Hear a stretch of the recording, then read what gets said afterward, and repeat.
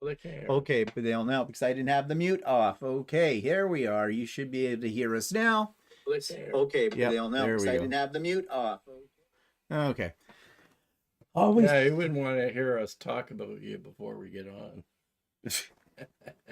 That's called a business meeting. Yeah. That's what Stephanie and I have all the time. So, okay, well, welcome everybody that's here, and let's just see who we have. Let's do roll call, shall we? So I see that Brenda Mitchell, she was first on today. Geez, Brenda. Wow. That's good. Suzanne is here, and Donna and Inez. Stacy is here. Melissa and Charlotte and Barb and Kim and M's here. Hi, M. Hi, M. Nice to see you, M. And moving down. Where's my arrow? There it is. Faith is here. And Shannon's here. Hi, Shannon. And Karen is here. And Kay is here. And Patty. And Sue. And Kay Hi is here as well. So we've got a lot of people coming in. I'm sure there'll be a few more coming in momentarily. So happy long weekend yeah, in the US. Yeah, you guys had a long weekend this weekend, didn't you? So yeah, Memorial weekend. They have two Remembrance Days. They have Memorial Day and then they have Veterans Day in there. That's interesting. I think someone explained it to me. One is for fallen soldiers from the different wars. I think that's Veterans Day. And the other one is for, all people in the military, I guess. I think that's how that works. Colleen is here. Hi, Colleen. And Vicky is here. Hi, Vicky. Memorial Day is for fallen soldiers. Okay, had the two mixed up. Okay, thanks, Kay. Can't keep up with the American holidays. Americans really like the military, So I'm not just saying, it seems when you have two in a year for that. Veterans is for all service.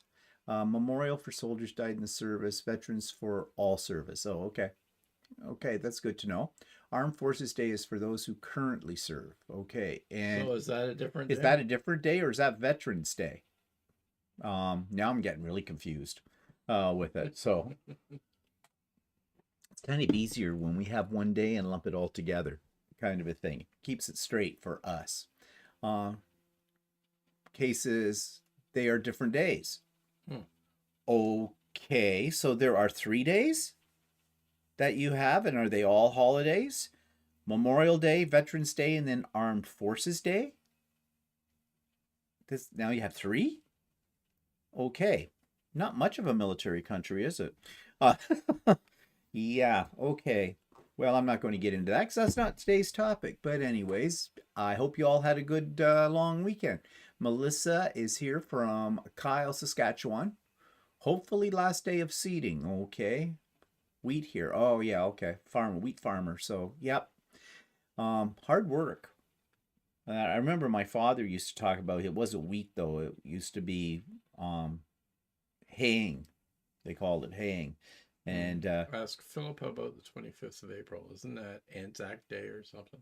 That's Anzac Day, I think. That's their Memorial Day for what we call Remembrance Day here in Canada. Yeah. Lots of monuments for that. They do the monuments up more so in Australia than we do. I mean, we have them here in Canada, but theirs are all like they seem to have the same design. They all have the same design, but they're big.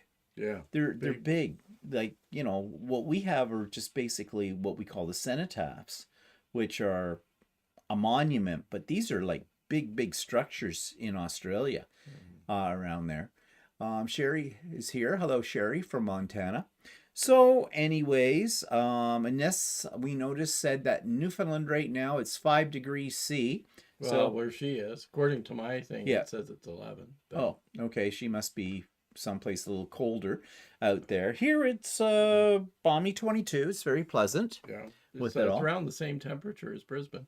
Mm-hmm.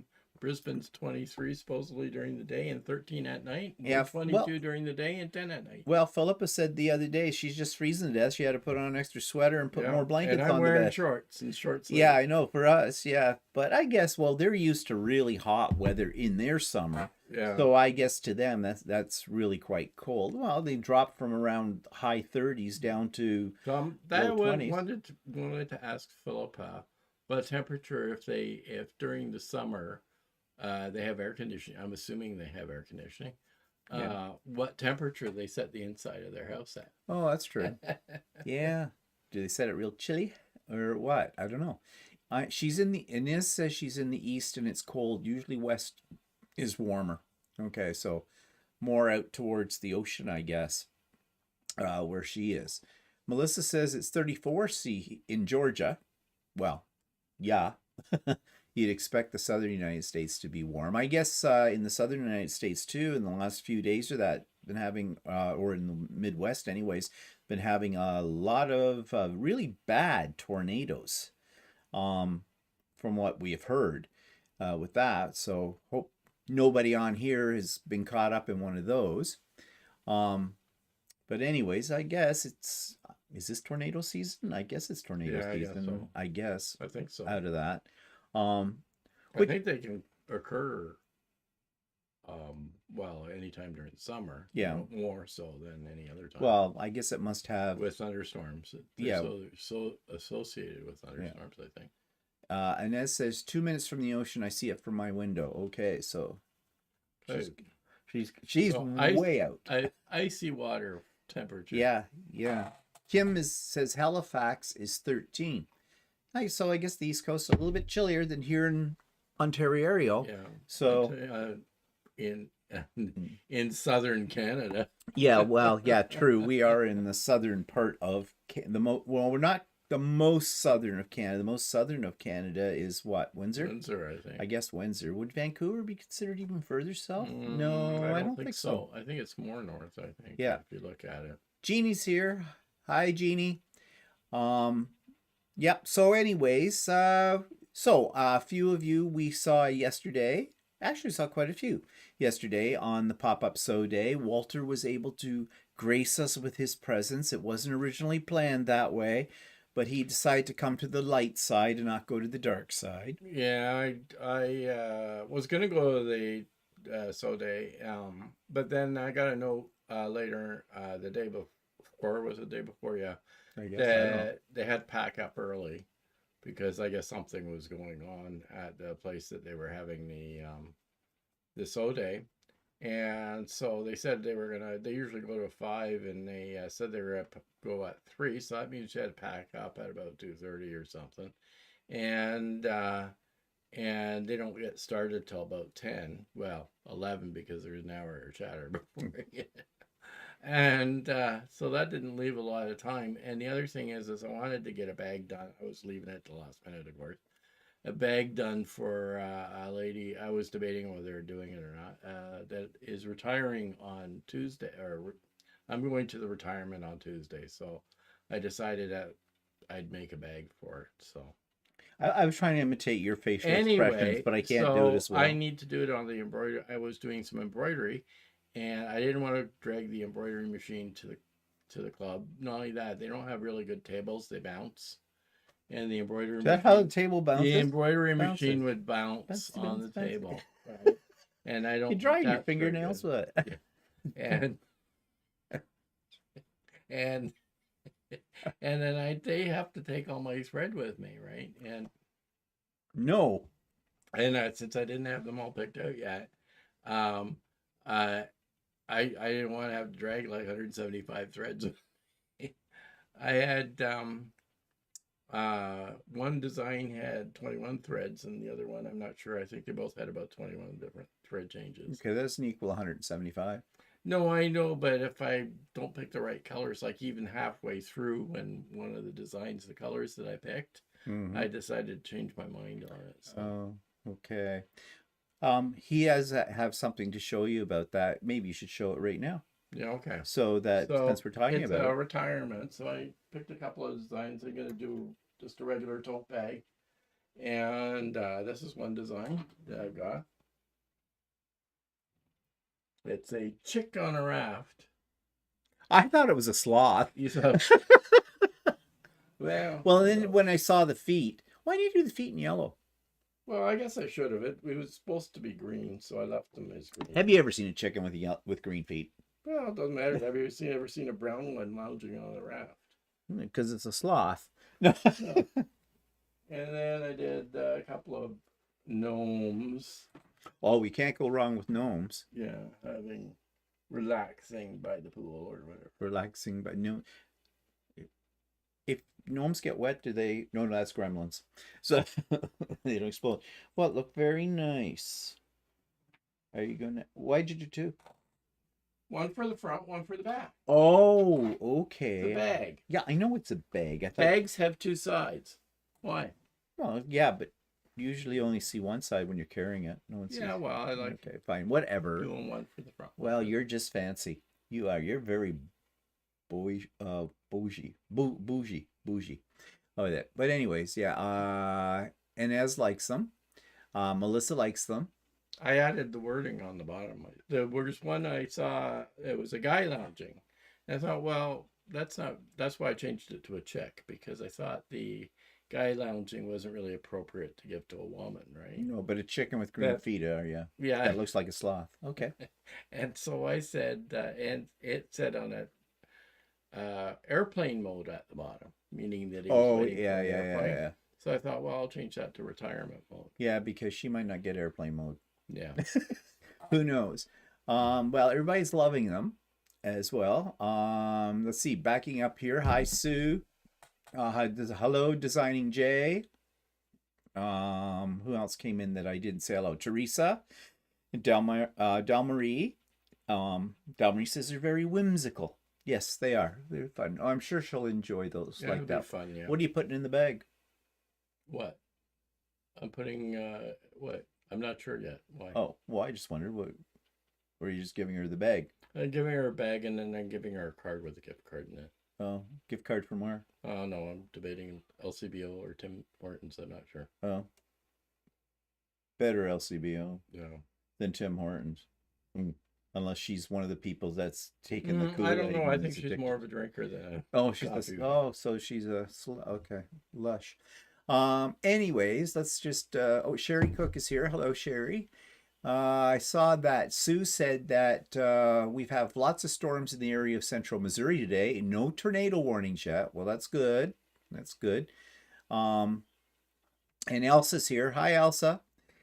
And so we saw a bunch of you yesterday on the pop-up Sew Day. Actually, had more people there than I really thought, because I thought with the long weekend in the States that maybe people would be doing other things. But I guess not. You would rather so that's okay, and we did. So I think at the height we had about 40 at one point. It was good fun. I got a lot done yesterday, in spite of the fact everybody kept going, put me in the spotlight, put her in the spotlight, show me that in the spotlight. You know, the spotlight thing. I wish Zoom would make it so that you could activate it so participants could do spotlight. For other ones, it would be less of a pain in the neck. We don't have your with lights it. on. Oh, I don't have my lights on. Oh my God, we're in the dark. Oh no, I forgot the lights. Can you hit the button, center button, right there? Oh, there we go. We're lighting right up now. If Walter can find the light. Okay, it's on. Okay, that's better. Forgot all about the lights. Okay. Sue GSD is here. Cynthia is here. Cynthia says enjoyed the open sew yesterday. So as in SEW, not SO. Besides having limited eyesight. I also have Crohn's and I was having a problem, and I'm sorry that I fell asleep near the end of your Zoom. Well, didn't notice it, Cynthia. But anyways, I'm glad you enjoyed it. Sue says, good afternoon, gentlemen, from the stormy Midwest. I'm still enjoying the Accuquilt series. Good job. And thank you very much for that. Kim loves your bags. Charlotte got a lot done yesterday. Lynette K. From Southwest. Quilting with Stephanie is on here. Oh, Stephanie's made it. Love the designs of the bag, so cute. You truly know stabilizers. They They are flat. Great job, Walter. Yep. Walter's an expert when it comes to making bags. He's a bag master. Stephanie's here. Hi, Stephanie. So, Stephanie, are you on the ship now? Dana's here. She learned lots yesterday. Not all quilting. Oh, well, yeah, we always learn a lot in a pop-up sew day or on Sewing with Stephanie and Stephen. And our conversations, just, you never know where they're going to go. Linda said, husband and I can't miss your live from Orton, Ontario. Oh, okay, Linda, great. I'm glad. I think that means that you like it. Okay, Stephanie says, yes, we're getting unpacked in our room. Okay, so in case anybody doesn't know, Stephanie is on a quilting cruise. She and Ingrid are both there together, and on this particular cruise, they have some celebrities, YouTube celebrities, that you probably, most of you know, Rob Appel, and the Quilting Marine, and the Combat Quilter. Quilter, yeah. Yeah, there's an echo in this room. Is that not what I said? No, that's what you said, yeah. Well, just jump right in there. Yeah, right. Anytime. You go for it. Here, make one of your famous faces. It gives the girls a thrill. Yep, there we go, the eyes. They love your eyes. Anyways, she's on this cruise, and it sounds like it would be a lot of fun. Personally, for me, I wouldn't go on a quilting cruise because I know that they only quilt when they're at days at sea. But I don't know. There's so much to do on a ship and things like that. Easier to do free motion.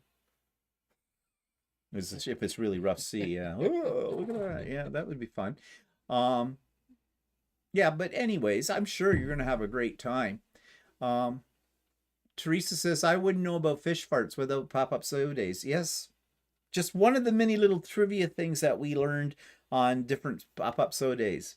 So anyways, hope you have a good time, and say hi to Ingrid. Yeah, maybe they're in the background. I don't know.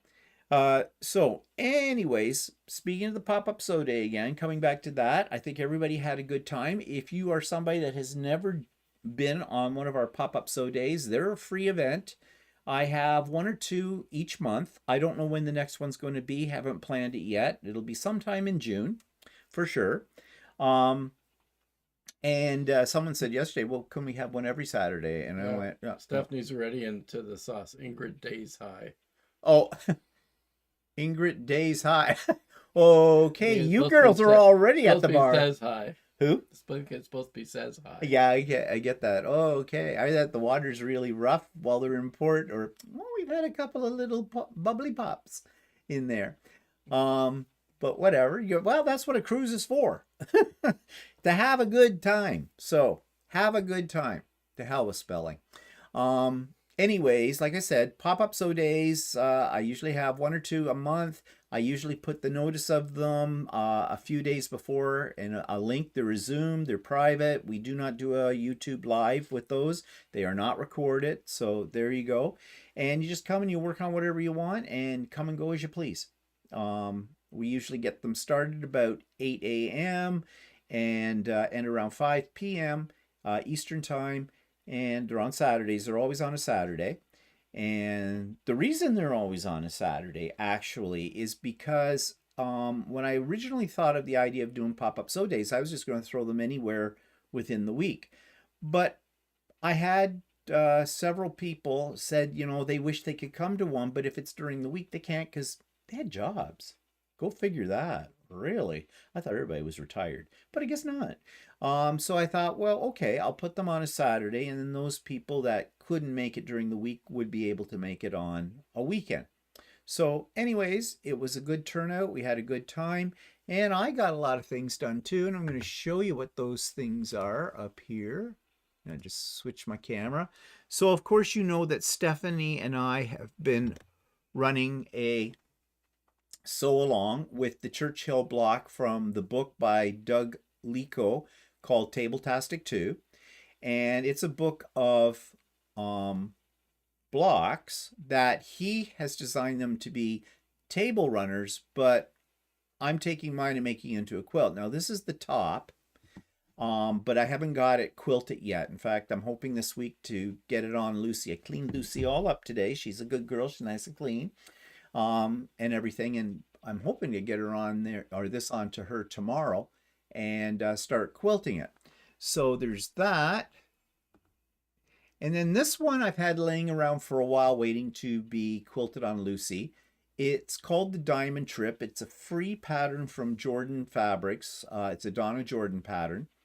And, oh geez, I don't know how long ago it was that I actually got the top finished, but never got around to quilting it. So I finally did. And this sucker is heavy. I doubled the batting in this one. Why? Because I was lazy. Batting comes on a roll. I buy my batting by the roll, and it's doubled over. So when you're laying it out, you got to pull the layers apart to get a single layer of batting, usually, and then you got to cut it. And actually, there's a little bit of waste when you do that as well, depending on how big the quilt is, because you have this end piece that often isn't big enough for another quilt. I saved them. I said to Walter today, I'm going, and people are going to go, this is sacrilege. You shouldn't do this. I have these giant zippered bags full of batting scraps. Do you want me Frankenstein them? Why, you want to Frankenstein No. them? No, I'm not going to do it. I have Frankenstein batting before, and I don't like it when you put it on your long arm with that on a quilt. So no, I am just going to bite the bullet and get rid of them. I'm going to throw them out. Now, having said that, I had another thought. I could make pillows, like pillow forms, kind of a thing. How many pillows I need in my house, I don't know, but I might save some of the larger chunks back for like table runners or placemats and that. But I'm going to get rid of the bulk of it because I have no more room. The Lucy room has to be completely cleaned up. It's just a mess in there. There's so much stuff that has to go. It just has to go. So, because I want to also get some new cabinetry in there. I want to get some more of the ones that I need to build. Yes, but I've been feeling that maybe you're losing your touch on those because you haven't had any practice lately. So I want those big Alex units. They'll fit right underneath Lucy, and they'll hold my backing and all the other stuff. Yeah, and I suppose we have to go pick them up too. Well, we will have to do that because that's how it works. I wonder if they still have that clicking.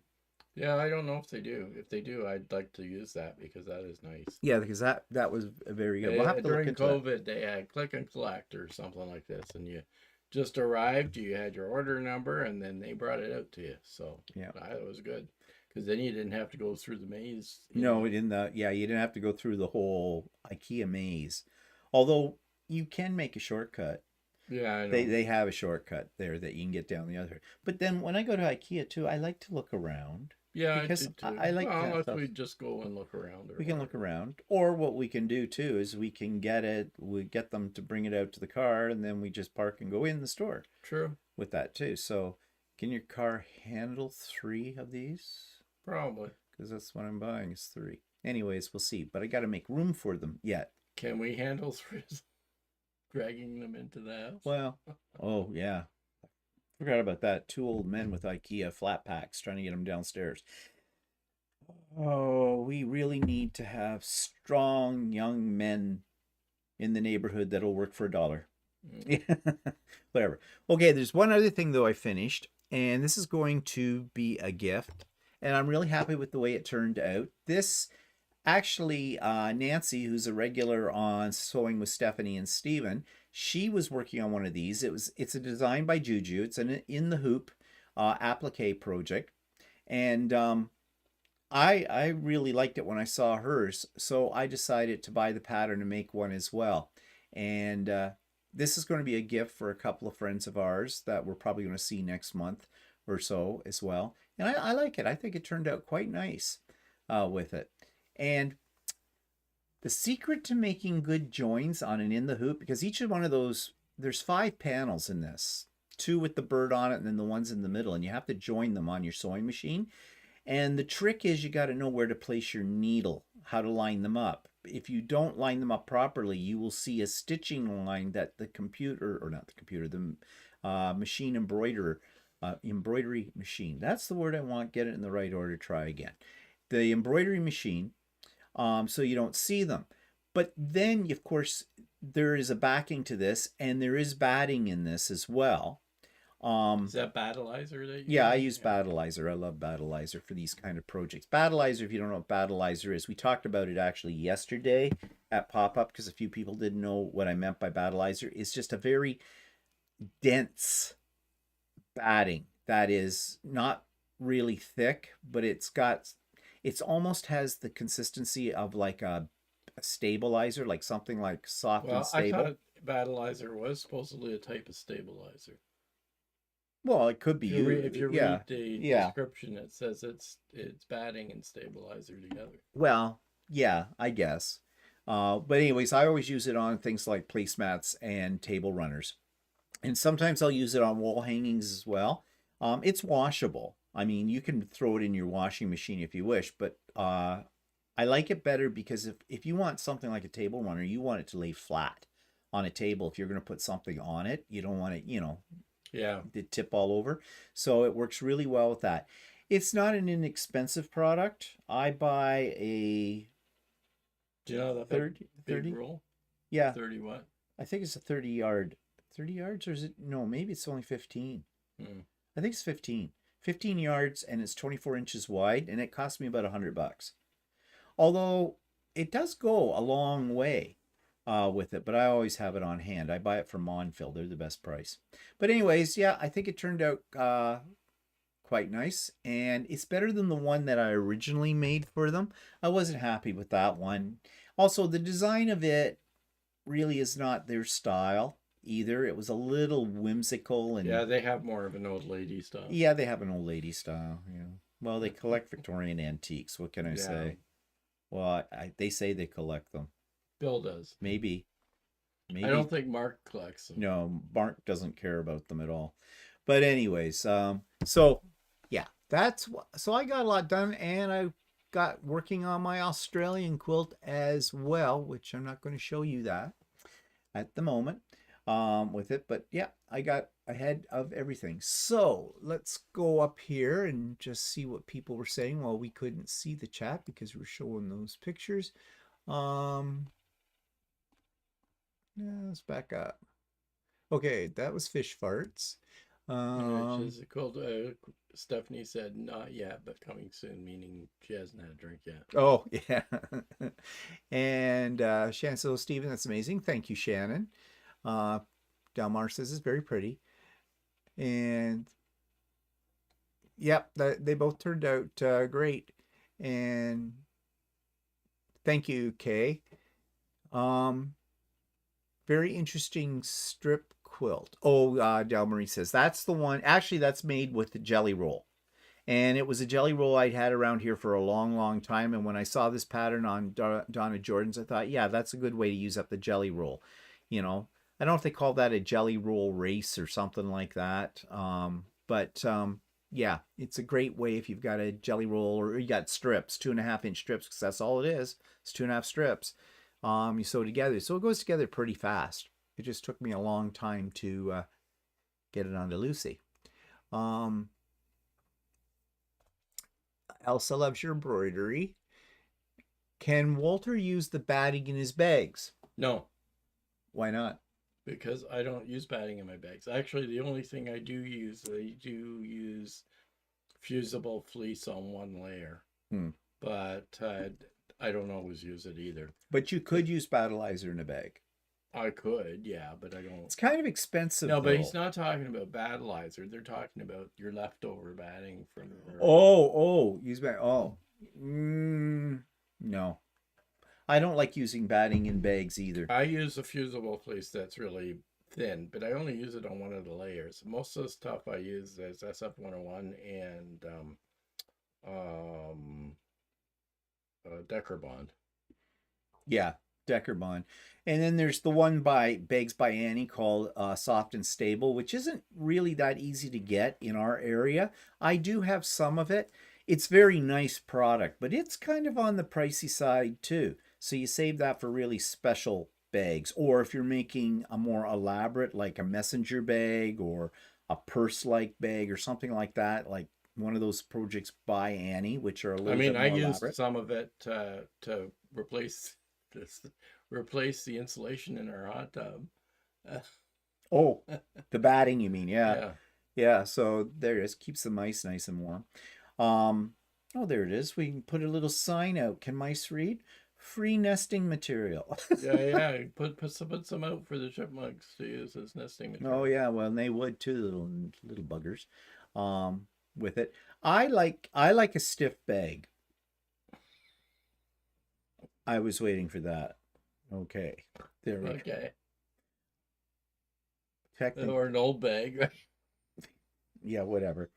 But no, I don't find that batting is stiff enough for it. So Decker Bond or Soft and Stable or even the Battleizer in a pinch, but with it.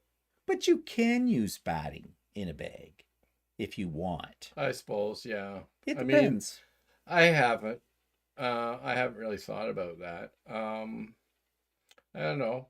I can think of something we can use that stuff for. Well, okay, I got to back up for a second.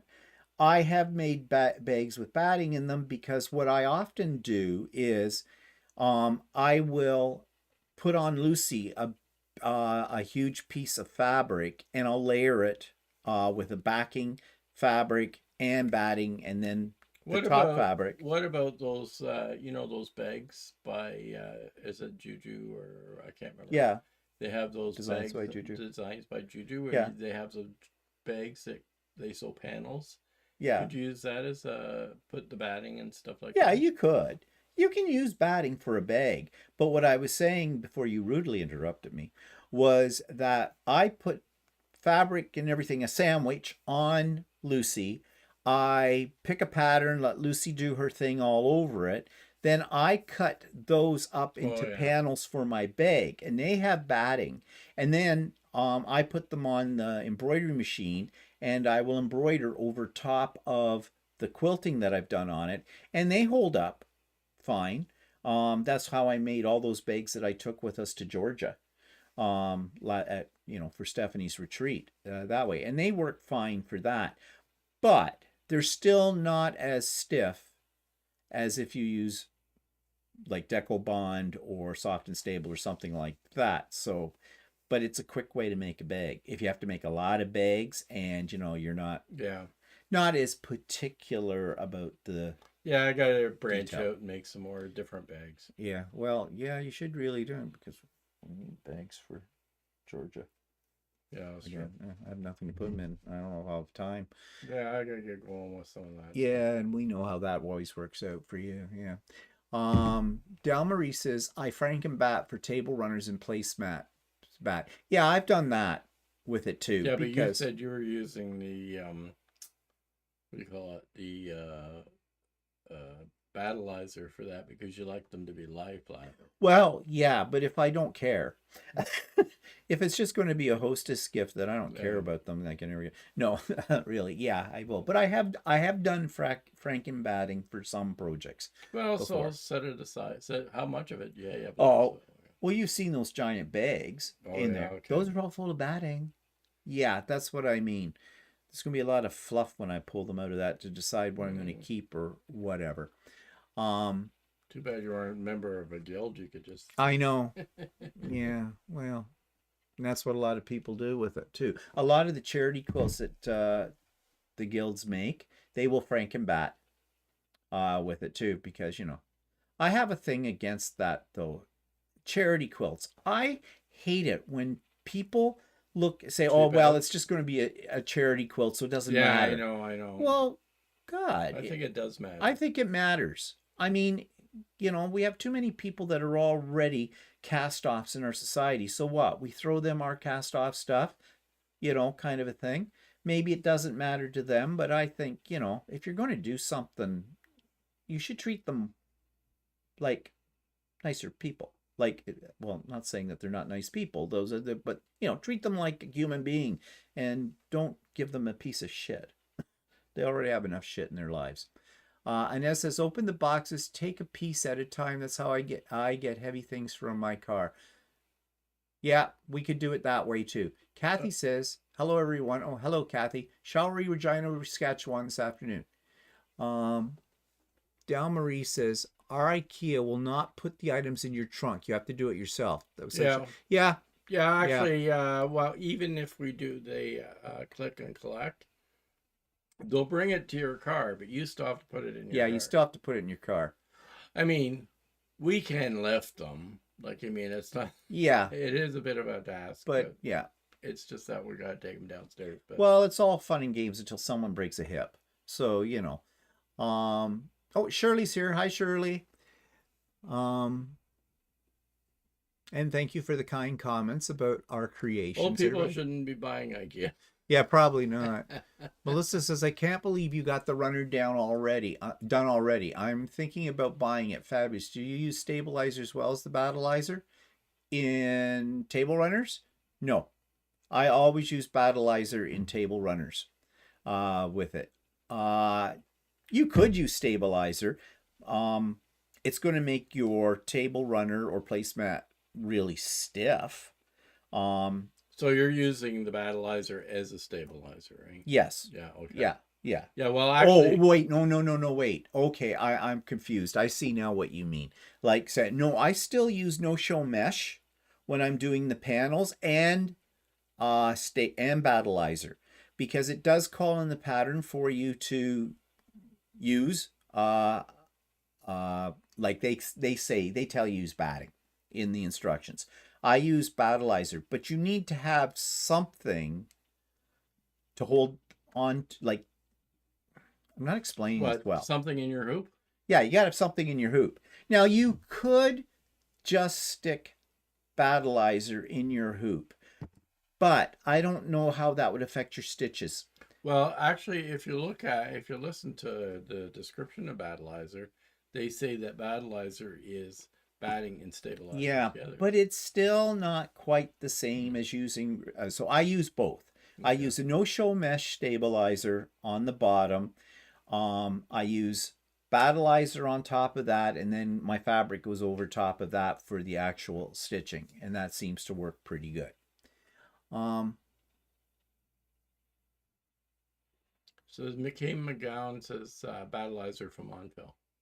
Yes. Well, you can buy it other places, but Montville it's by Hoop Sisters. Yeah. Hoop Sisters are the only ones I know of that make battleizer. It is a product exclusive to the Hoop Sisters. They're in the States. You can go directly to the Hoop Sisters website and purchase it there.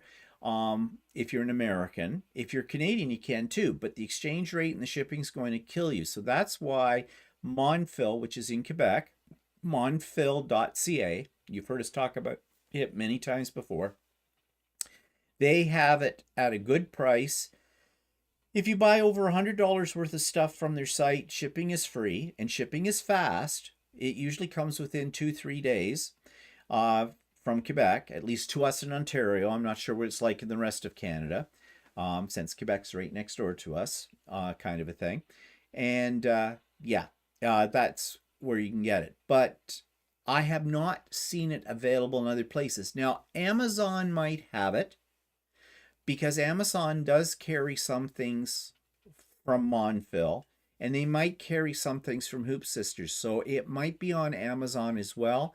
I don't think the price, I think I looked it up once and I think I saw it there and I thought the price was a little bit more. So anyways, yeah. But as far as I know, the only manufacturers, the only creators of battleizer are the Hoop Sisters. Okay. And as I said, if you're in Canada, order it from Montville. Faith says, oh, I like it so much better than I thought. Well, thank you, Faith. I was worried about that. I'm really glad that it meets your approval. Okay, I'm just joking with you, Faith. You know that.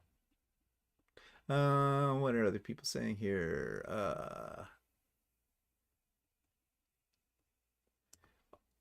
Marilyn Tufts is here, I think, or Marianne Tufts. I think, Marianne, this is your first time here, is it not? Welcome. I don't remember seeing you before. Would you consider making a video on cleaning and oiling Janome 550? I really enjoyed your videos on embroidery. We did, didn't we? Yeah, we did. Yeah, we There have should be already done one that. there. Yeah, back. I'm not sure. I think we did that last fall, Yeah. didn't we? Or did we do it in earlier this year? I don't know. There should be one there. Yeah. Do a search on the So Chatty playlist and just stick in Janome 550E cleaning or something like that, and you'll probably find something. Off the top of my head, I'm not sure which episode that was, but yeah, we did. We videoed how to do it. It's a little tricky getting it open, but yeah, there's one there. M says, I enjoyed the episode taking apart a Janome Skyline S7 as a sewing machine geek. Yeah, it's fascinating. And I am going to, I don't know if I'll get to it this week or not. I have a little bit of a mental block about pulling open the M7. The Skyline S7, I figured I'd practice on it, and it was easy. It was really easy. And apparently, from what I learned from the course that I took, the M7 is, you basically do the same thing with it. But I'll be really curious to see how much crap comes out of the M7. The S7, I figured there wasn't going to be much, and there wasn't much because that machine never gets used much, except it's my travel machine. So the last time I used that machine was, I think, when we went down to Stephanie's retreat at New Year's in Georgia. So, yeah. But I am going to do a video of the M7 as well as I open it. So maybe I'll get to that this week as well. A lot of maybes this week because I got a lot of things I want to do. Not enough time. Inez says, is Bonfil where you get the pre-wound bobbins? Yes, it is, Inez. And if you, well, our Janomes take class 15s. You have to make sure you buy. Yeah, make sure you buy class 15. You have to make sure you buy the right kind because they do sell different kinds. Like they sell. Well, they don't sell a lot of different kinds. Yeah, they sell a couple of different kinds. And if you have a Janome, you have to use the class 15s. Yeah. So, yeah, and they're the best price. You get 144 in a box for about $25.99, and sometimes they have them on sale for less than that. And they work well. We sing the praises of those all the time. Kay says yes, Amazon sells it. Battleizer, okay. Patsy says, I have an M7. A video would be interesting. Yep, well, I plan to do one very soon. Lydia goes, boo. Okay, Lydia. Oh, scare me. Oh, my side. Oh, I'm an old man. You'll give me a heart attack. Yeah, thank God you didn't show a picture. And poor old Lydia. Oh, what a rough life Lydia has. Yesterday, she joined us for the pop-up sew day via the Thousand Islands on her boat. Boo-hoo. So sad for her. Yeah. If your M7 still under warranty while opening the hood, yourself void it. It isn't under warranty still, sort of. I mean, probably the major parts are under warranty still, but who cares? Yeah, I don't care. I mean, a sewing machine's warranty really only covers manufacturer defects. Yeah. Right? It doesn't cover if you screw up and hit your needle plate or something like that. Well, yeah, which I've done. Or screw up and hit your feed dogs or something. That isn't included in the manufacturer's No, it's warranty. not. Ask us how we know, or how I know. But yeah, so I'm not worried about that though, because I'm going to be very careful. I've got very, very detailed instructions and videos from that course that I took that shows you how to do it. As I said, with the S7, it worked out like a charm.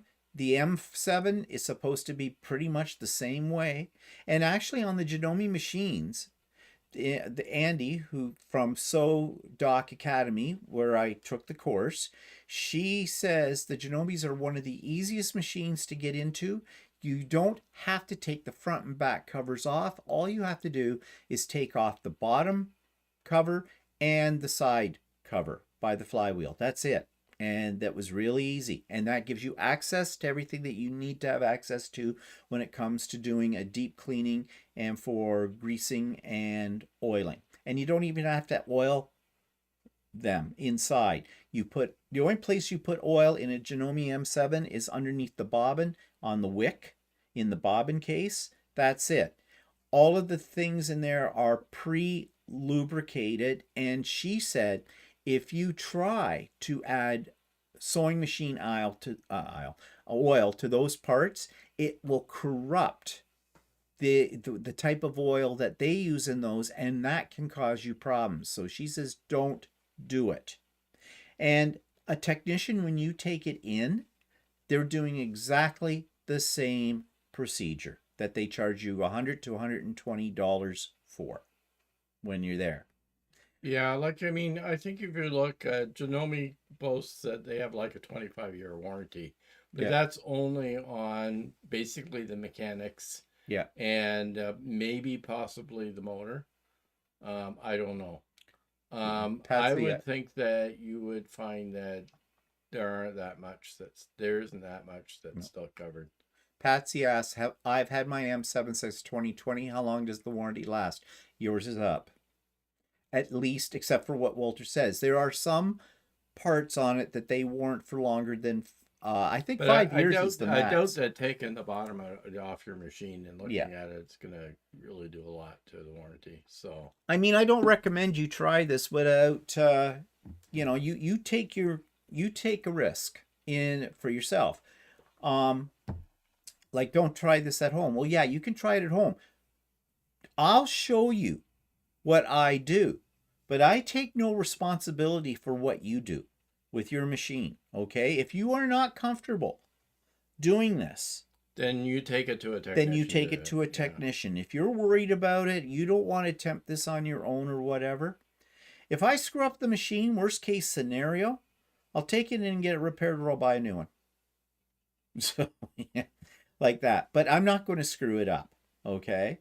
Yeah, like, I mean, even when I take something apart, I'm always very careful what I touch.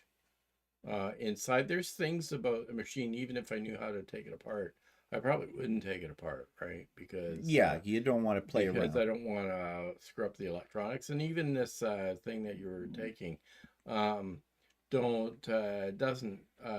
don't recommend that you take the parts off that have the electronics behind it, because it's not a repair program. Yeah. It is a deep cleaning. This course does not cover timing on your machine, although she is developing a course for that. But right now she doesn't have that course live, and I will take that course. I think the main thing with these machines anyway is the collection of thread and junk into the machine that you need to clean out every once in a while. And when you're taking it to a service thing, most of the time they're just taking the junk out of it. Yeah, right? That's all they're doing. And unless for some reason your machine is not stitching properly or something like that, and even then I'd probably take it to an authorized dealer and have it looked at, even if I knew how to screw around with it. Just the fact that I'd like to see have a technician look at it, if it's stitching incorrectly or something. And if it's a tension problem, Andy says on Sew Doc Academy, and Patsy said she'd love to take a course. Easy. Go to Sew Doc Academy website. They have all their courses there. They're very reasonably priced. They do go on sale times. I got my courses. I signed up for 2 courses. One on called Remove Your Covers. That's the one that covers all the machines. Doesn't matter what it's Janome. The only machines she doesn't really cover are the Berninas that start with B, because she says you have to have a special tool kit to get into those, and you need to take the Bernina course. That's what Bernina does. In fact, we were at Quilter Quilting, and they're a Bernina authorized dealer, and I was telling Philippa, the owner there, about taking this course, and she says, yeah, Berninas are a bit. She says, you need this special toolkit. And I said, I read about that. And she says, it's $1,800 for that. And I didn't ask her, and I should have when I was there. Maybe I will next time I see her up there and say, do you guys actually here, you're an authorized dealer, do you actually open up the machines and work on them? or do you send them off to Bernina? Well, I think they do, because when we were in there one time, when we were looking Yeah. around where the long arm was, her husband had the cover off of one of the machines. But you don't know if that was a B machine. I don't know if that's a B because machine. the machines that don't start with a B, you can apparently get into those ones. The lesser machines, the cheaper machines. So I don't know. Yeah, I don't know if they do. But anyways, the course is very good. And there's another course too called troubleshooting, which is a diagnostic type of course. So if you're having trouble, like Walter said, with it's not stitching right, there is a step-by-step checklist for that kind of problem that she takes you through and shows you what to do. But one of the things that I did learn was about tension. Okay? And you've probably heard us say before, do not touch your tension. And she basically says you only need to adjust your tension if you have checked everything else. You have cleaned the machine. You have oiled the machine. You have double checked that you have threaded it properly. She says those are the 3 reasons why a machine is not stitching right. It is not usually a tension problem. Now, if you use certain specialty threads or something like that, you might have to adjust the tension. On the new machines, the top thread tension is usually done computerized with that, if it's a real modern machine. But there is a way, and she talks about it and shows you how you can take out your bobbin case and the little screw that's in there and take little quarter turns, put it in, test it until you get a perfect stitch. It's tedious. Not hard, but it is. Every time you take a little turn, you got to put it all back together again, stitch it out, see what's happening with it. So that's in that course as well, in the Remove Your Covers. They have another course called, for those of you with a featherweight, that goes through how to recondition a featherweight and to get it up and running again, cleaning out the old grease and things like that that may have dried up over years, which looks very good. And as I said, she's developing some other courses, one on timing as well, because timing is a totally different ball game. That is one. And she did say that in order to take the timing course, you would have had to have taken the 2 that I also have already bought that I was talking about, Remove the Covers and Troubleshooting.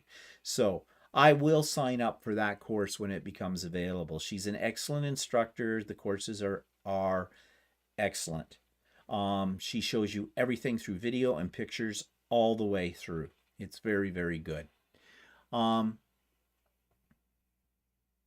This as well, that expensive tools convinced me to never buy a Bernina. I've been holding off on my M7 just because of the warranty, but it's free game afterwards.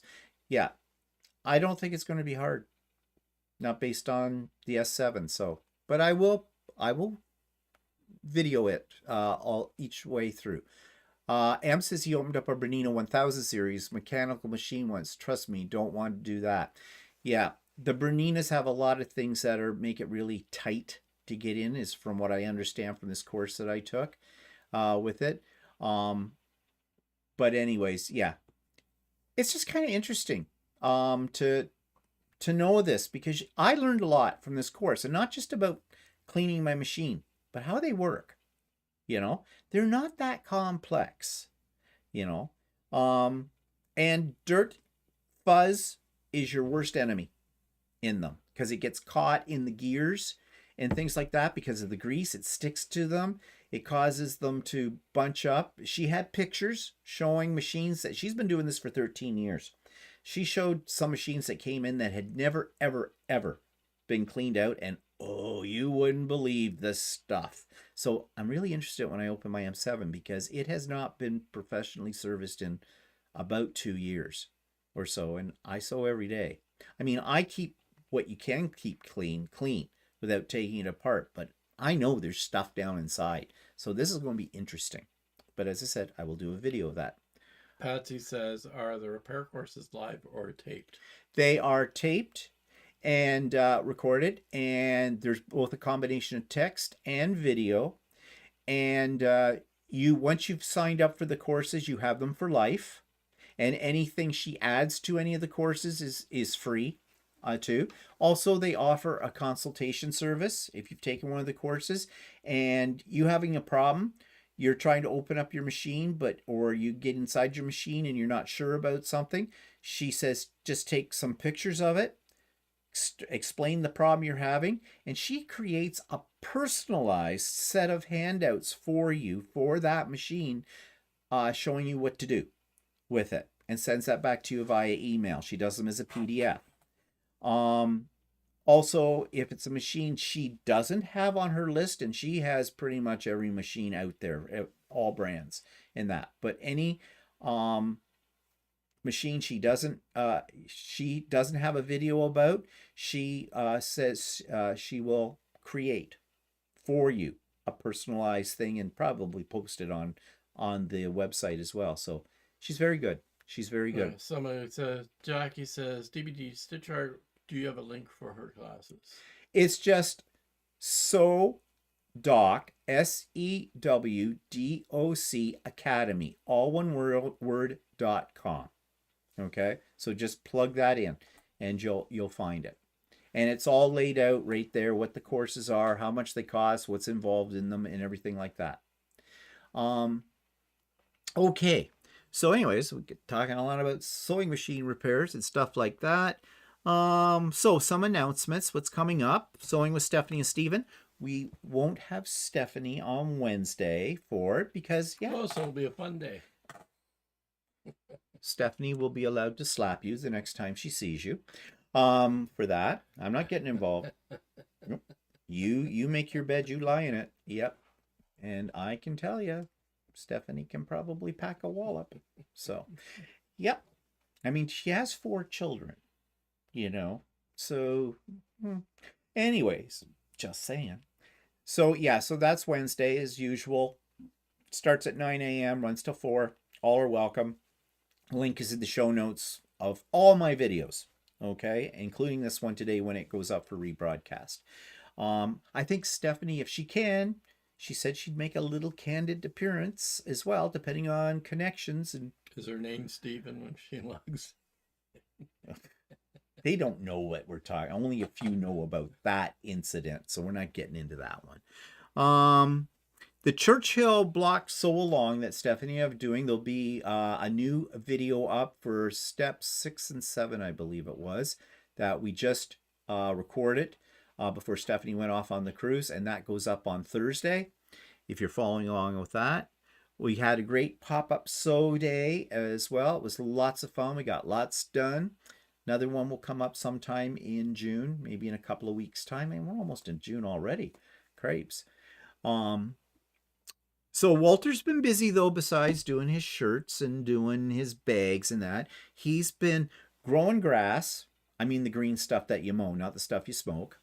And he's been getting our container garden and our grow lights back up. So what have you been doing, Walter, with all this? What is it? Tell us about it.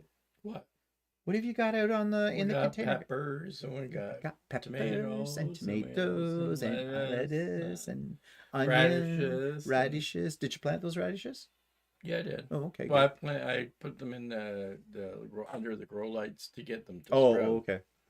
And then after, if they start sprouting, I'll put ones in a couple of containers outside.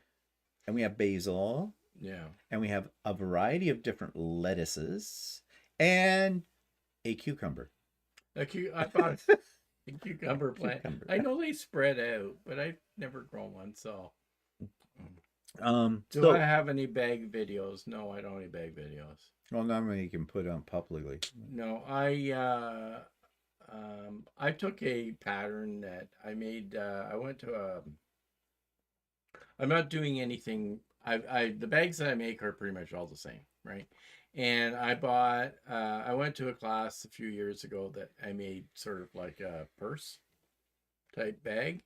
And I modified that to make a big bag because I like having big bags for carrying stuff and stuff like that. Isn't there a song about that? I like big bags. No, that's so I made that and I've used it for that. And I keep meaning to make some other bags, but I haven't gotten around to that. So... Yeah, I want. And no, I don't put a video out for that. No, he doesn't like to do videos about it because I'm not a teacher. Oh. He wouldn't have the patience. That's the thing. Well, actually, don't worry about patience. You're doing it on video, so. But yeah, no, not going to see one of those. I know he's not going to do that. So, thanks for asking. Um, but basically, though, too, you don't do anything really different than people already have YouTube Yeah, I videos mean, up like, I there. It's mean, the basic it's bag. a fairly basic bag. I mean, Yeah, it's a tote.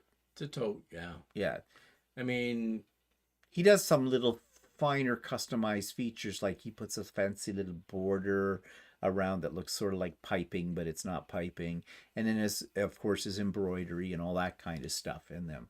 Yeah. Do you put pockets in the inside of your bags? no, actually, I don't bother. Oh, okay, I lazy. mean, I could, but I mean, I'm not doing that. Yeah. I don't think It's just a tote bag. it's just for token or toting. Yeah. So yeah, so we've got the gardens going, the grow lights. I will have some pictures of those on my vlog tomorrow with that, and I'll be keeping you posted on our growing season uh, as well. What other things are you going to plant? Like under the grow lights? More lettuce. We gotta get our lettuce Yeah, I going. don't know. Like, I mean, the grow lights seem to work well with lettuce. They'll do onions okay, but actually, Yeah. the ones in the I think the onions do better under the other grow lights in the other Oh room. yeah. But the I don't know. I'm gonna get a few more things started, but Yeah. Lydia says, "What is the 3D printed item is turning on the shelf behind Walter?" Well, all that display used to have my Buddhas on there. Like people made these Buddhas with the heads of celebrities and other characters on it, and I had some gnomes over there too. I have changed the whole display, and you will find out about that tomorrow on my vlog. Yes, I'm going to talk all about that. You know, I've now have a new series on my vlog called, which is, well, it's not new. I've been talking about 3D printing for a long time on my vlog, but I have one I've called "Can I Make That? Can I Print That effing thing?" I'm challenging myself, and I have a whole bunch of things coming up. This will be the start of it, pretty much tomorrow.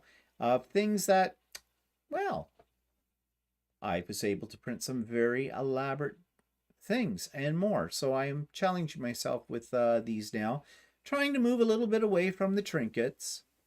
Although, you know, they're still trinkets. they're fun with it. Yeah, bite off. Um, we were at a flea market today. They had stalls available. I thought, oh, I could take all of the crap that all those nice things that I've been making on my 3D printer and sell them. Yeah, no. They want Patsy's like, asking if you've ever changed the batteries in those rotating doohickeys. no, because they're solar. They have a solar panel in them, and they work off of the existing light in the room. They do take a battery underneath them, but I've never had to replace the battery, and I've had them for a couple of years. They came from Lee Valley, which is a Canadian place. You can find it online. And I think they were $10 a piece or something like that. So yeah. And that one behind Walter's ear right now, I'm not going to tell you what it is, but some of you might recognize it, and we'll just leave it at that. It's kind of square, isn't it? Or rectangular. Yeah, it is. Leave it. I'm trying to build up suspense for my blog. Really, you have no concept of suspense. Yeah. Wow. I mean, you usually can't keep any secrets. I have. Hi, Patricia. So anyways, so Walter's been busy gardening. Oh, how's your grass? It's growing quite well. Yeah, and that you use that method that you saw on I YouTube. did. I pre-germinated the seeds. I went on YouTube and I was looking around, and they were still talking about. I was looking at planting grass seed, and which I mean I've done before. You throw grass seed, you put dirt out, and you throw grass seed on it, and you water crap out of it, and it eventually grows, right? But I started watching these series that said pre-germinating your grass seed, and I thought, well, I'll take a look at that. And they had this method of putting grass seed in a mesh bag, and a fine mesh bag, and soaking it in water and for a number of days, and pre-germinating it that way. And actually, you take the bag, you put seeds in this mesh bag. They use paint strainers for that, which is a mesh bag. Actually, you probably make it out of sheer material if you had it. What about cheesecloth? Yeah, maybe if you got cheesecloth that A would have fine a fine cheesecloth. cheesecloth. And you put the seeds in it, and you soak the bag of seeds for 24 hours. And then you pull them out and let them sit for 12 hours. And then dunk the bag again for just to get them wet and pull it out. And you keep doing that for 3, 4, 5 days, and every 12 hours until they start to sprout. And they'll sprout outside the bag, right? You can see the little roots come out, and then you spread the seeds, and wow, within a week you have a full lawn again. Yeah, in fact, you almost thought you left them too long because you had a Yeah, grass ball. I did leave them too long because if you leave them too long in the bag, they all start to attach to each other. So you have to pry them apart. Oh, look, I've got a grass ball. And yeah, and I had to pry them apart. So I did leave them a little too long. But actually, it really worked well. And to the point where I told my neighbor about it.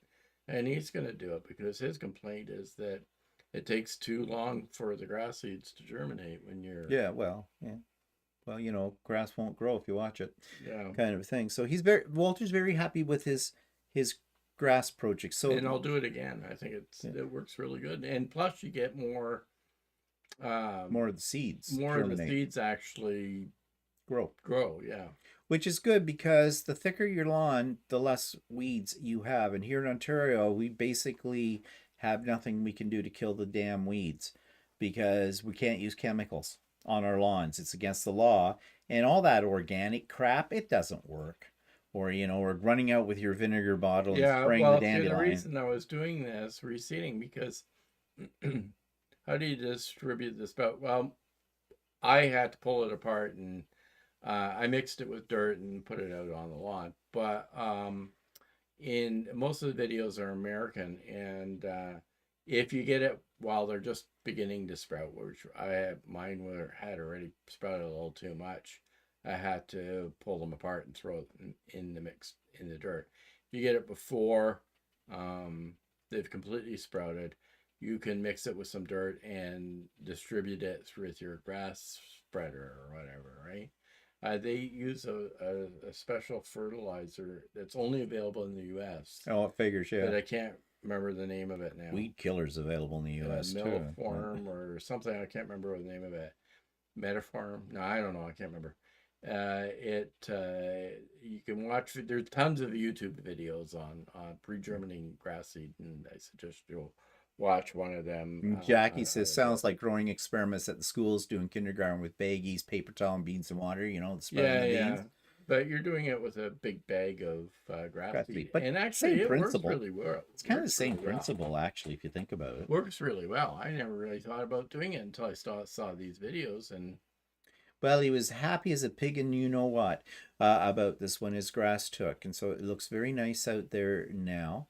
And yeah. In fact, somebody that was walking by that I guess they walked by walking their dogs or something said to me when I was out there, because I was out there, I hand water it and stuff like that, is what, you take a little water? No, I get the sprayer out and spray to make sure that all the areas that for those of you that are deaf, this is sign language for sprayer. I go out there with the garden hose and spray a couple of times a day to make sure that all the grass seeds stay wet after I've distributed the seed. And somebody who came walking by that normally walks their dogs, and they said, "Wow, your grass is growing really fast. I've never seen seeds sprout that fast." And then I told them I pre-germinated them. So, and half an hour later, the guy got more information than he really needed. But yeah, whatever. So yeah, so Walter's got the green thumb. He's got things growing. Our gardens look nice. And as I always say, my idea of a perfect front lawn is pavement. So it does look nice when it's done. And I look forward to the summer when we have our container gardens, because as the stuff grows out there, it really looks nice on the deck. It's nice and lush and green. I hate it when it comes to fall time and everything's died off and Walter's uprooted it all and whatnot. So then I have to look at the stuff on under the grow lights for that, which always looks nice too when it's going.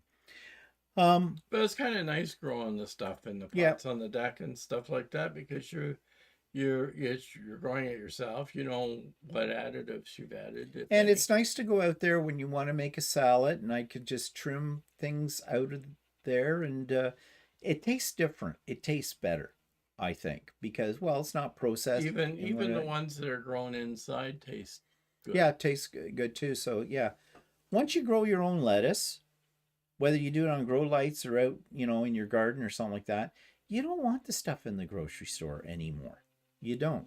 Unfortunately, we live in a climate where, we have to do it in wintertime under the grow lights or we have to buy grocery store stuff.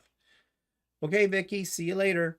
All right, so couple other things. So there was a big sale on at Ultimate Sewing, our local quilt store, on Friday and Saturday. We went on Friday afternoon. It's 20% off everything in the store. The place was a zoo, an absolute zoo. They had the Canadian educator for Janome, Michael Smith, was there demoing some of the machines and things as well.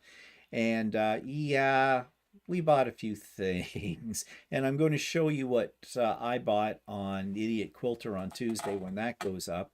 But needless to say, it was 20% off. I still managed to spend a little over $500 on fabric. I mean, her fabric prices are good to begin with. To begin with, yeah, I know. $16 a meter, and so 20% off that. Yeah, so it was a good bargain. And before the Americans get all upset, that's $16 a meter Canadian. Canadian, yeah, which is like 10 cents American. So yeah, yeah, right.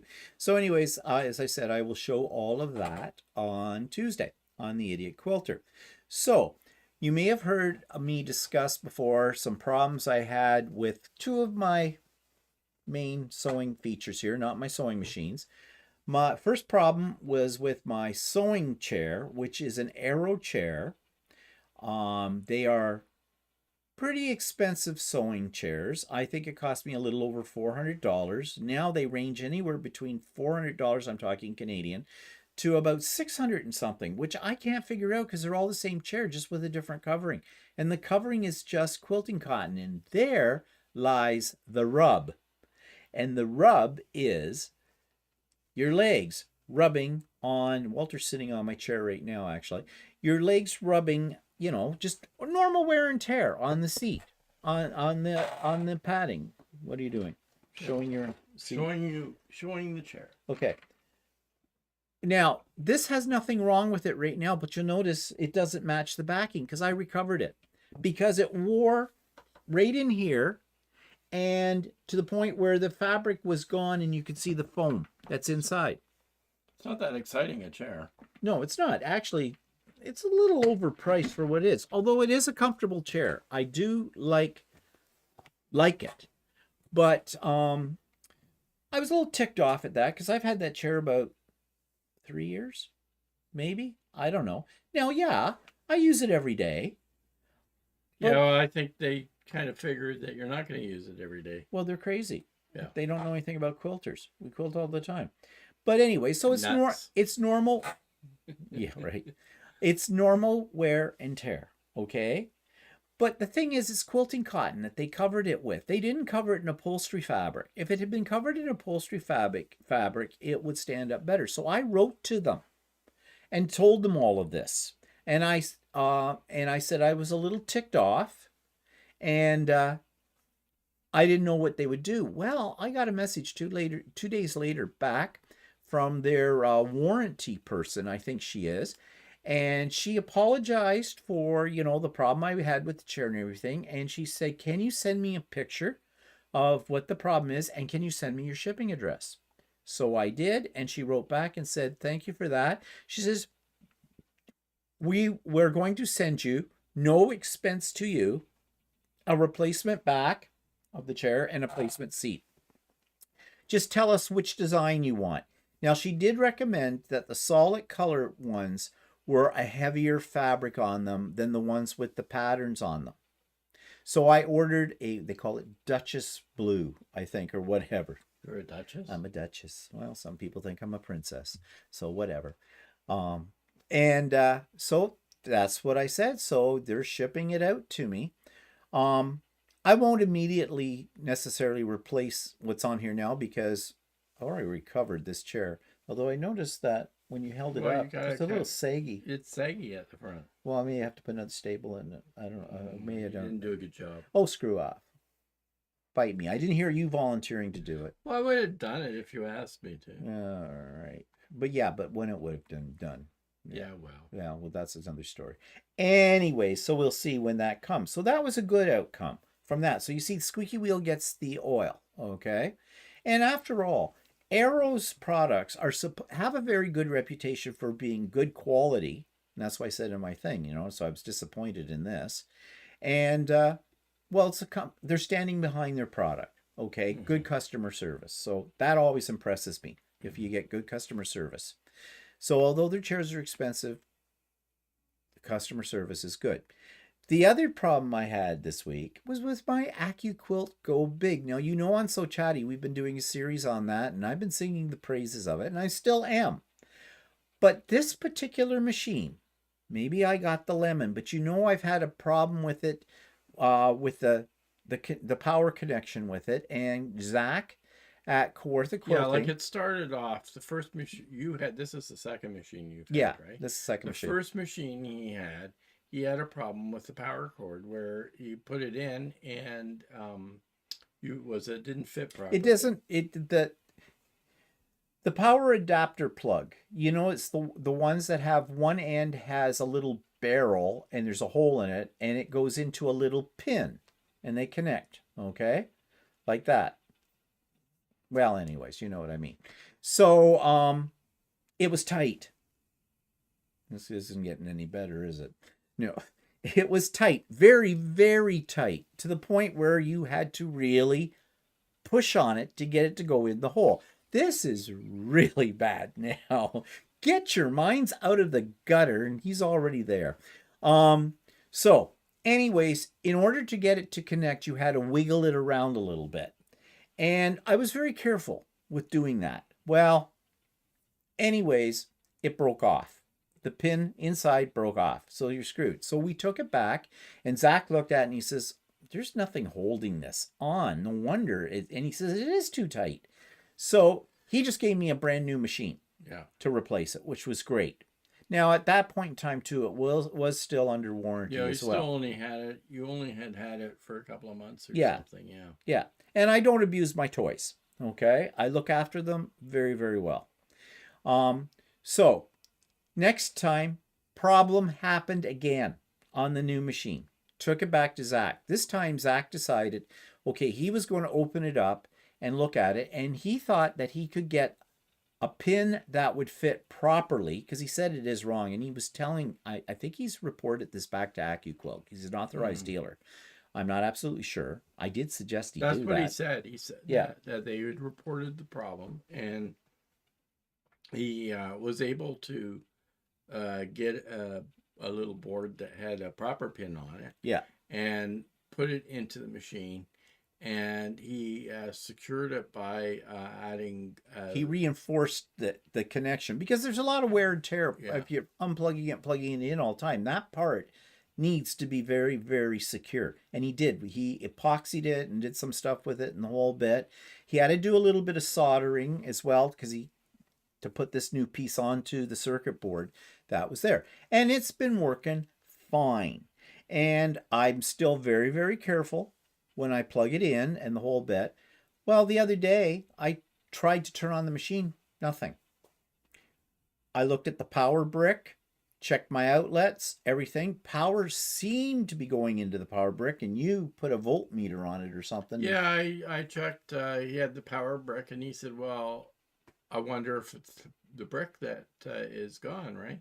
And so I checked it with a voltmeter, and power was coming through it. So, I mean, I didn't check exactly the exact voltage, if it was the correct voltage. But there was power going through it, and the little light that indicates there's power on it was going on. But nope, nothing came on when you hit the switch, nothing. So I sent Zach an email and said, okay, you don't want to hear this from me, kind of thing, but I got a problem again, and explained it to him. And he said he would be in the store that was Thursday.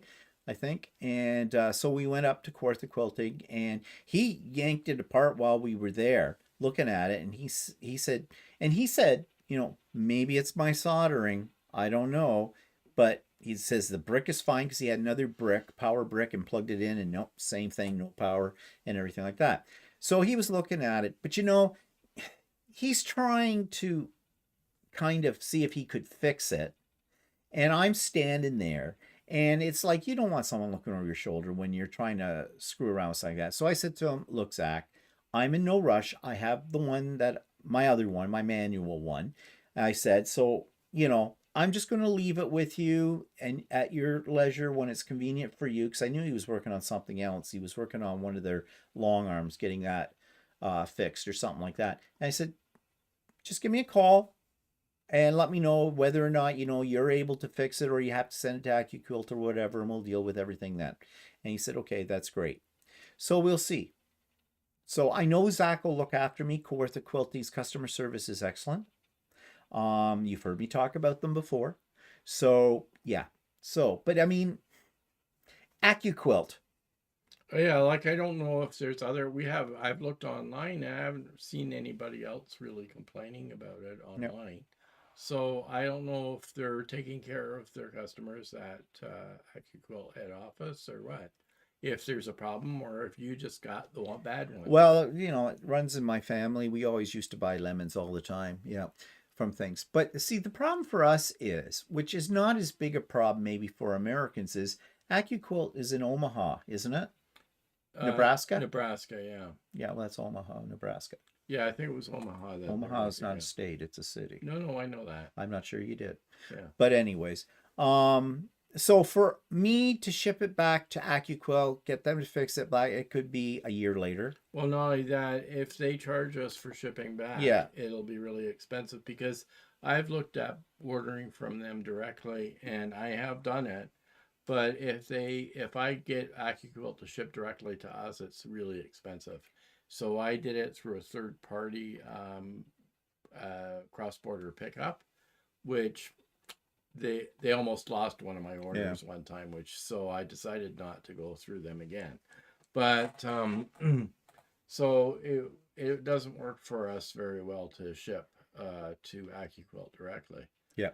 Well, Sue says, do you think Accuquilt will ever make a Go that will be as wide as the Go Big? I'm giving away my Go Me because it's too hard to turn the crank with 2 layers of quilting cotton. I would doubt very much that they're ever going to make... Does the studio handle the really big dies? Yeah, why don't we just jump ahead? Let me finish answering a question. Just cut it off and then we get everybody mixed up. Go ahead. Jeez. You can't find an appropriate moment, can you?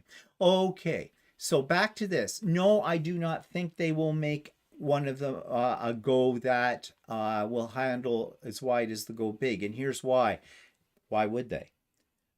From a marketing point of view, they have most of the dies can be handled by a Go.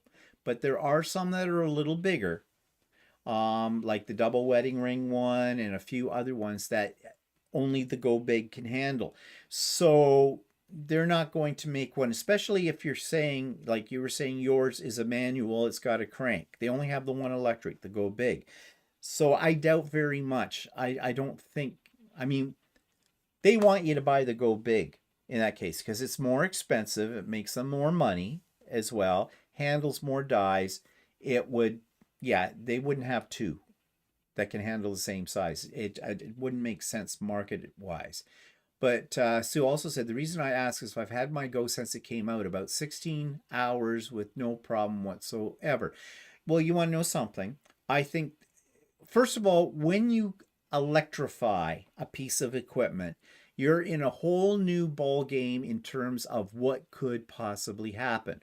When you've got something that is manual, like your Go with a crank, okay, less things to go wrong, because in the Go Big you have a computer component. Like anything that's electric these days has a computer component, and as soon as you have a computer component, well, things can go wrong with your circuit board. It's not the mechanics that are an issue, it's the electrification that's an issue.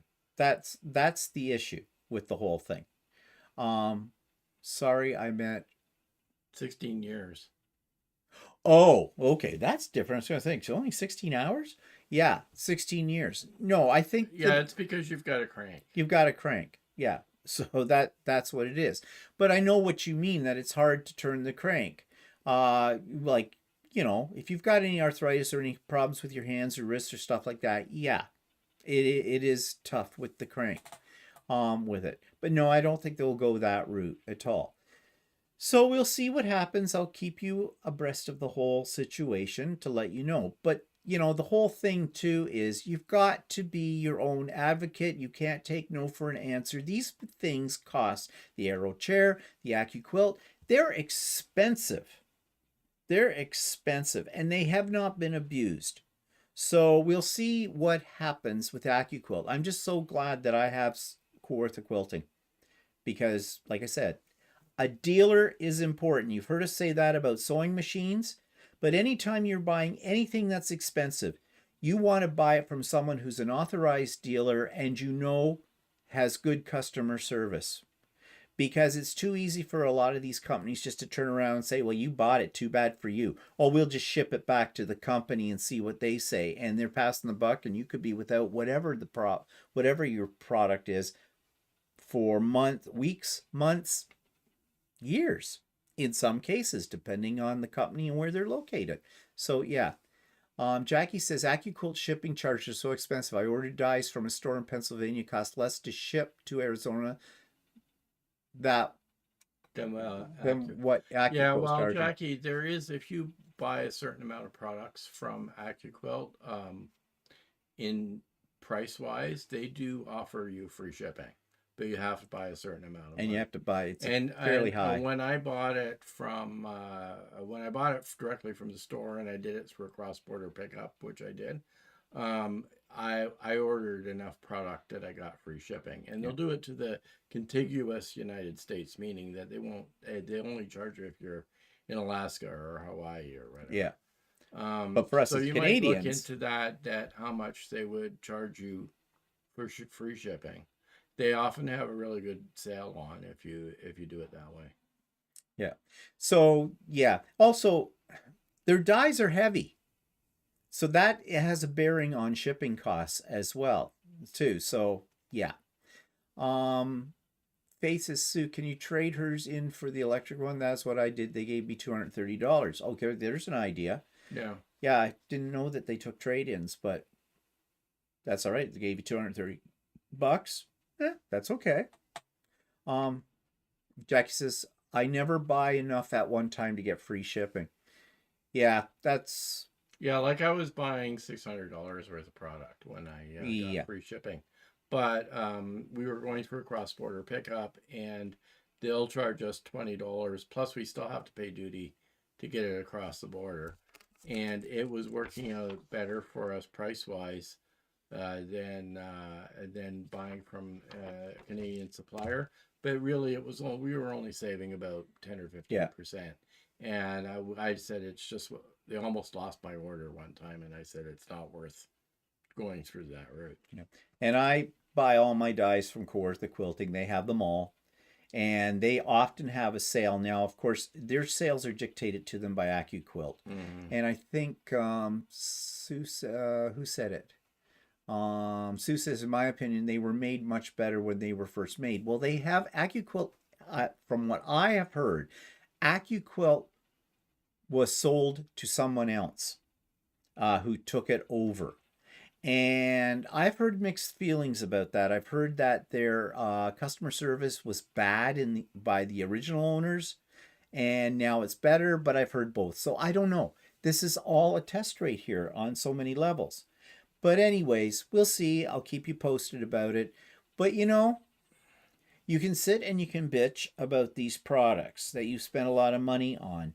But I have found that if you're persistent, if you're reasonable, you don't go off the handle, yelling, screaming, saying you're a bunch of ifs and that and everything, flatter them a little bit when you first write the complaint and then nail them with that. You usually get something out of most reputable companies for it. Not always does it work, but it takes time. You know, this is the thing. I said when I told people when they asked me what I was going to do when I was retired, I told them I was going to be a cranky old man. And I said, in all the times that I've never complained about products that I've bought and I've just let it go because I didn't have the time or the energy to do it, not anymore. I go after everybody all the time. If it's something that I feel needs to be rectified, I mean, what's it cost you? You know, you can sit there and bitch and gripe about it and, you know, cry in your beer, or you can get proactive about it or active about it and go after them with it and be persistent because you may not get an answer that you want the first time. Don't take no as an answer. Stand strong, strong. And we never got to, speaking of standing strong, to the topic we're going to talk about. So we'll save that for next week. And so the title of this, anybody who's watching this on the replay, protests, are they just whiny? Well, I'm going to change that here for you now, and let's call it the squeaky wheel gets the oil. Okay? Which might be the same as a protest. I don't know. Anyways, thanks everybody for joining us today. Jackie says they were sold in 2021 to a private equity company. That doesn't sound good. Anyways, thanks for joining us today. Tune into the videos that come out next week. Next Friday, we will be continuing. Actually, it's our last session on the Accuquilt, so we need a new series. Yeah, actually, what about the studio? Okay. The studio is their top machine. It's more industrial. It works a little different than the other ones. The other ones, you know, you've got the die, you put the fabric on it, you put the mat on top to protect it. Well, you do the same thing with the studio, but it has a big tray. And it is, I don't think it's electric. Is it? No, it's a crank. No, it's a crank, but it's really wide. It'll handle multiple dies at the same time. And it's really meant for stores or whatever for industrial use when people might be making kits, for example. Yeah, but would they be able to handle the wide dies? Oh, yeah. Okay. They can handle any size. They even have a couple of dies that can only be handled by the studio. Great big huge suckers. But it's a huge price too. I think it's over $2,000. I didn't think it was that expensive. No? That was about the size. I don't know. I have to look at the Well, price maybe again, it's less than that, but I know it's more expensive than the Go Big. I think. I'm pretty sure it is. I don't know. I'm not sure. I think it might be a little more than Go Big. Well, anyways, you also need space for it. Yeah. Because it doesn't fold up. I don't think. Well, I think it might a little bit, but you have this huge tray. Yeah. With it. So, actually, I remember years ago in paper crafting, Sizzix had a big industrial machine for cutting. Like it works the same way as an Accuquilt. In fact, I think there's a connection between Accuquilt and Sizzix. Yeah, it could very well be. With it, and they had this one that looks exactly like, because when I worked in the quilt store, Carol had one, and it worked exactly the same way. It looked exactly the same as the studio one. It has a tray and you put your stuff on it, but it's meant for, you know, cutting a lot, like 100 pieces of fabric, all the same shape or whatever from that. So, okay, so studio can accommodate all the dies with the correct adapters. Okay. Oh, Jackie says when I bought my studio, it was $400 USD. How many years ago was that, Jackie? Because I'm pretty sure they're more expensive than that. And here in Canada, that would be a minimum of about $650. And I don't think it is. I don't know. Look it up. I don't know. I'll have to. We'll have to look at that. But anyways. Kay says, yes, I received a die with a tiny bent corner. They replaced it with no problems. Okay, so that's good to know. Oh, and Jackie says she can fold it up. Okay. Sizzix doesn't fold up. Okay. So there you go. So, okay, so Jackie, I think we should be letting you, I think we should have you as a guest speaker on Accuquilt products because you seem to be in the know for all of this. Are you finding it? Yeah. That's no. I think you passed it. No. Step Oh. 3 done. Oh, that's how to do it. Well, why don't you look under machines? I did, but it doesn't seem to be showing. Oh, here we go. Here's the machines. There it is. But it doesn't, it's, you know. Just looking this up, people. $715 US. It's $715 right now, the studio machine. So you must have bought yours some time ago. So that would put it over $1,000 Canadian for us. Yeah. Oh, Sue just looked it up too. Studio is now $715 US. Yeah. But anyways, such is life with all of that stuff. We'll keep you going. It's time to get away from here. And yeah, well, the Go Big is listed at $629. So yeah, $629. So the Go Big is less. Yeah. Yes, well, I knew. Okay, fine. I was no. So All right, anyways, fine. we've got that all up to date. All right, guys. Thanks for coming. Thanks for all your input today, and we'll see you next week. So bye for now.